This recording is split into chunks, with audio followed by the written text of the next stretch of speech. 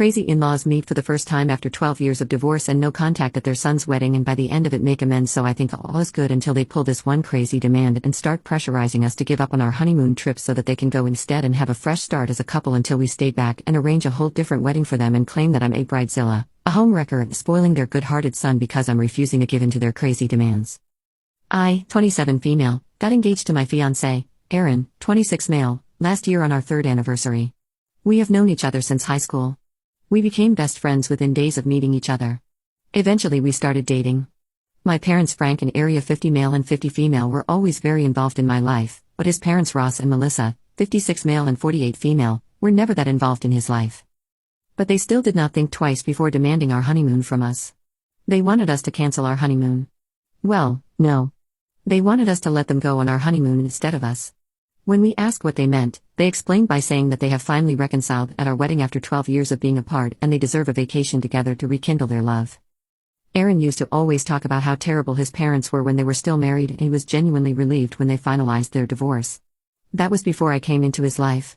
I have seen his parents around for his birthdays and stuff, but they were never spotted together because they kept absolutely no contact whatsoever. Anyways, so when we started planning for our wedding, my family was all in, but his parents did not even bother to ask about it.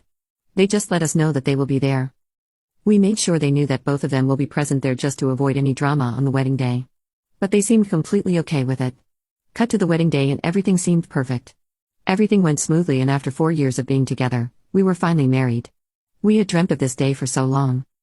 We were so happy and into each other that we barely even noticed anyone else. Then, in a while, the reception started. Everyone was having fun, dancing and drinking. We did catch a glimpse of Aaron's parents sitting together by the bar and chatting. He thought it was nice that they were trying to act civilized after being on the outs for over 12 years. Then came the time for toasts. Our friends and my parents gave the most beautiful toasts and we thought it was done. But then Aaron's parents said that they wanted to give a toast together. The thing is, even when it came to Aaron, his parents never agreed on anything, and the story of their divorce was famous all over town. So when they announced that they wanted to give a toast together, quite a few heads turned. But, of course, we were happy that they wanted to say a few nice things. But they did not say a word about Aaron, and neither did they congratulate us on the wedding.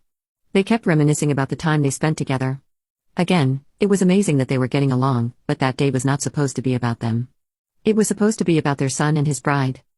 But we just guessed that they had a little too much to drink, and we just ignored whatever happened. Apart from this, the reception went well. No one had any complaints. We were supposed to leave for our honeymoon 2 weeks before our wedding. Around 3 days after the wedding, my in-laws showed up to our house unannounced together. It was weird, if I'm being honest. And anyways, they sat down in our living room. We gave them some tea, and they skipped any sort of pleasantries and went straight to their point. They wanted to go on our honeymoon instead of us. Their reason was that we are still young.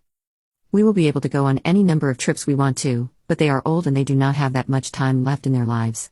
So we should give up our honeymoon to them. To this, Aaron and I said that if they wanted to go on a trip, they could easily book any place they wanted. It would not even take that long. But according to his father, spending money on trips is a waste of money, and taking time to plan a whole trip is very boring and annoying. But since we have already paid for everything and planned out everything, we should just let them have it, and they would pay us back once they returned. Aaron thought they were joking, so he laughed at what they said, but then he realized that they were being very serious. He asked them why they would even suggest something so ridiculous, and he was completely against it.